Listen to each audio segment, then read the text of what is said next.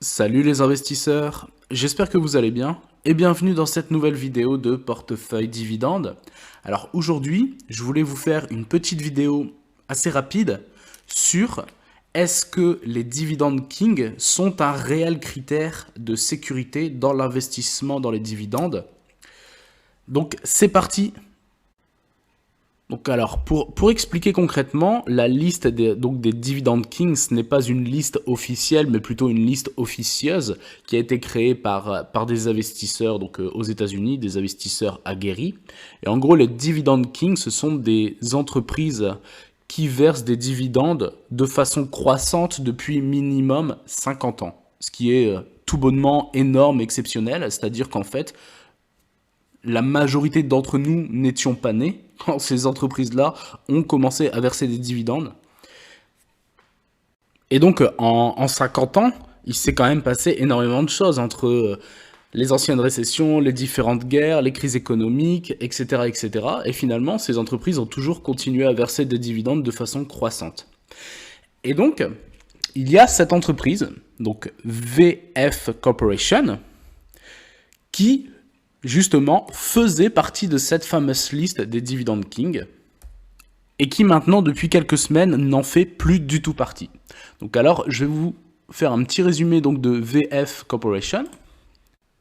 Donc pour faire un petit résumé de l'entreprise, donc VF Corporation est dans la conception, la production, l'approvisionnement, la commercialisation et la distribution donc de vêtements, de chaussures et d'autres produits de marques qui sont d'ailleurs très très connus pour les hommes, les femmes, les enfants, et donc ciblé et situé donc aux États-Unis, donc en Amérique en général, en Europe et en Asie-Pacifique.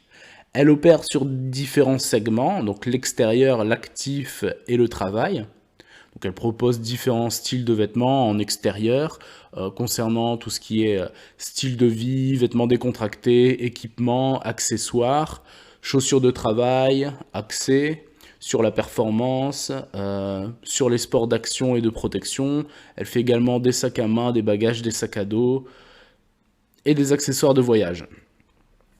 Et donc, elle fournit ses produits sous différentes marques que vous connaissez tous, mais donc la multinationale en elle-même, finalement, à part nous les investisseurs, mais sinon, pas grand monde connaît cette entreprise. Et donc, ces différentes marques sont North Face, Timberland, Icebreaker, Smartwall, Altra, Vans, Kipling, Napa Pigerie, Eastpak, John Sport, Eagles Creed, Dickies et Timberland Pro.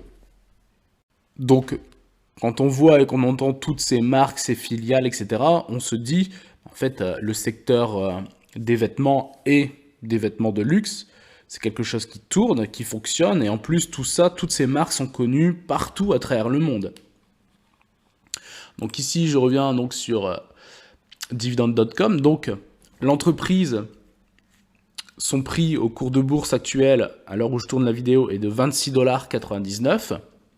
Le rendement est de 4,45%. Et donc le dividende à l'année est de 1,20 $ par action. Le average price recovery, donc il faut à peu près 10 jours pour que l'entreprise, après détachement de son dividende, retrouve son cours donc avant le détachement du dividende. Ici, le payout ratio a été mis à jour. Il est donc par rapport au dividende qui a été déclaré récemment de 54,27%. Mais ce qu'il faut savoir, c'est qu'avant ce dividende-là, parce que justement, c'est là où je voulais en venir, c'est que le dividende a été réduit. Le dividende a été réduit. Et donc, le payout ratio actuellement à 54,27% était, donc avant ce nouveau dividende-là réduit, était de 180, à peu près 180% en fait. Donc, l'entreprise était littéralement endettée. Donc si je descends, du coup, vous voyez ici, ils mettent cut coupé, mais avec moins 41,2%. Et donc au niveau de l'historique du nouveau dividende, donc ça n'a pas été coupé, mais réduit. Donc vous voyez ici, 2022, 50 centimes, 50 centimes, 50 centimes et 50 centimes. Et ici, pour le mois de, pour le mois de mars, le dividende donc, qui a été déclaré sera de 30 centimes. Le dividende a été réduit. Donc ici, vous voyez donc payout ratio 54,27%. Mais en fait, ce qu'il faut savoir, c'est que avant cette nouvelle déclaration du dividende qui est du coup baissée, en fait, le payout ratio de l'entreprise était de quasiment 180%. Donc en fait, l'entreprise était énormément endettée. Donc ici, on va regarder un petit peu l'historique du dividende.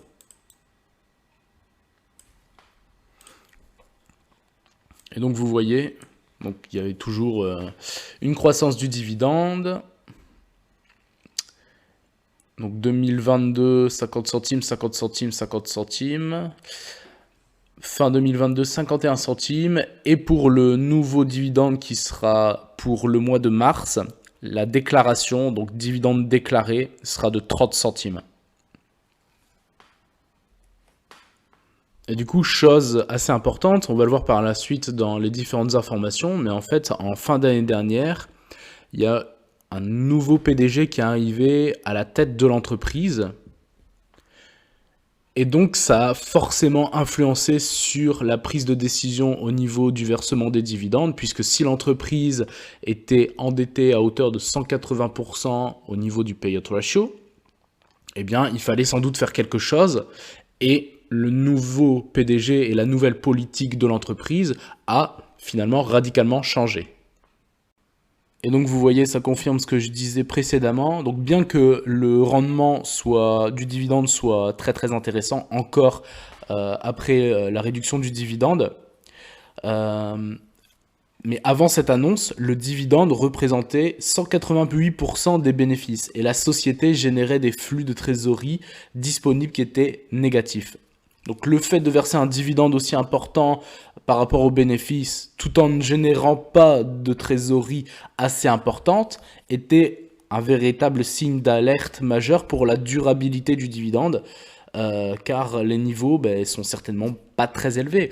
Et donc finalement, en versant les dividendes, l'entreprise continuait à toujours s'endetter. Ici, je suis directement sur Yahoo Finance, donc l'information date du 11 février. Et donc le dividende de VF Corporation est réduit par rapport au paiement de l'année dernière, couvrant la même période 30 centimes le 21 mars. Donc le paiement du mois de mars concernant le dividende de l'entreprise. Le rendement du dividende sera donc aux alentours de 4,6%. Et donc c'est toujours un bon rendement malgré la réduction. Alors ici, nous sommes sur le site officiel de VF Corporation. Comme j'avais dit dans la dernière vidéo, en fait, en tant qu'investisseur, il est toujours très important d'aller sur les sites officiels des entreprises parce que vous avez toujours un onglet investisseur où vous avez tous les chiffres, toute la data, tous les comptes de résultats, tous les bilans, etc. Et là, vous avez l'annonce qui a été faite du coup de VF Corporation concernant la transition de son directeur général. Donc là, vous avez toute l'explication. Donc ils ont mis une personne par intérim, qui sont justement en train de lancer une recherche pour un nouveau successeur permanent cette fois. Donc voilà, donc là ils expliquent tout. Si vous pouvez aller sur le site officiel de l'entreprise et ici dans l'onglet investisseurs, vous avez toutes ces données. Donc ils expliquent également les perspectives financières pour l'année 2023 qui serait quand même assez compliquée, donc du coup par rapport à la dette. Voilà, donc là il y a le petit résumé par rapport à l'entreprise et les énoncés donc prospectifs, etc. On continue, je descends. Donc c'est assez long, hein.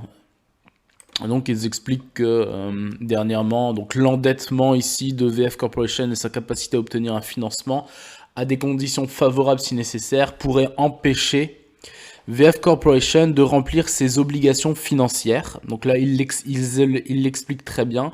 Donc le changement climatique et l'accent accru mis sur les questions environnementales, sociales et de gouvernance, les risques fiscaux associés à la scission de son activité avec Jeanswear qui avait été finalisée en 2019. Et donc ils expliquent que des documents ont été transmis donc à la SEC. Donc voilà, on continue.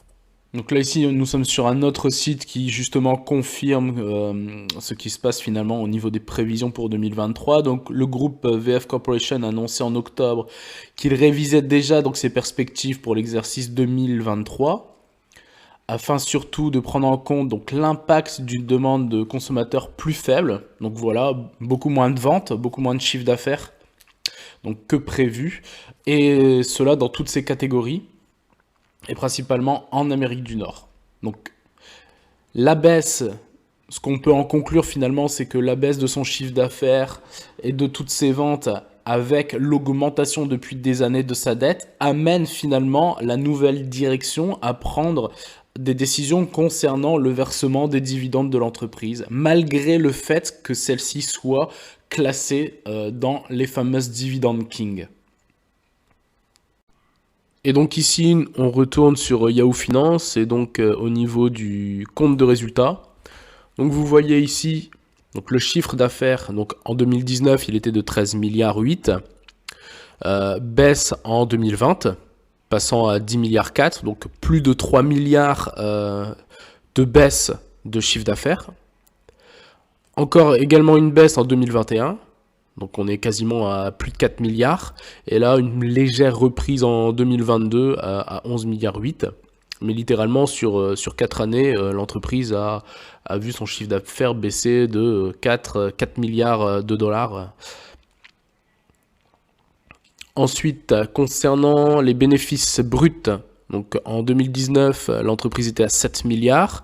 Et après, vous voyez quasiment une perte de plus de 2 milliards et demi en termes de bénéfices bruts, avec une légère reprise en 2022.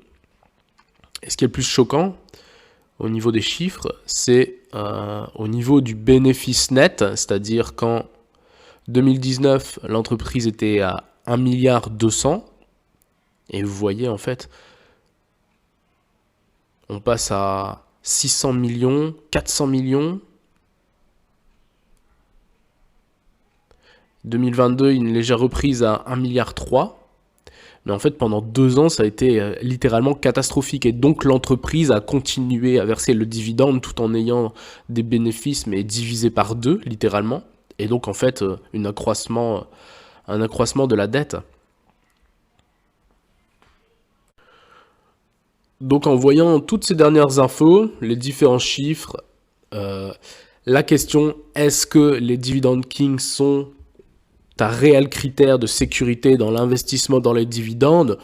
Dans un premier temps, on pourrait se dire que oui, dans le sens où, en fait, ces sociétés-là, avec minimum 50 années d'augmentation des dividendes, c'est quelque chose qui est non négligeable, mais là, vous avez la preuve qu'il peut y avoir des entreprises qui soit coupent, soit réduisent le dividende. Donc voilà, j'espère que cette vidéo vous aura plu. N'hésitez pas à vous abonner, à liker, à partager, et je vous dis à très bientôt. Ciao!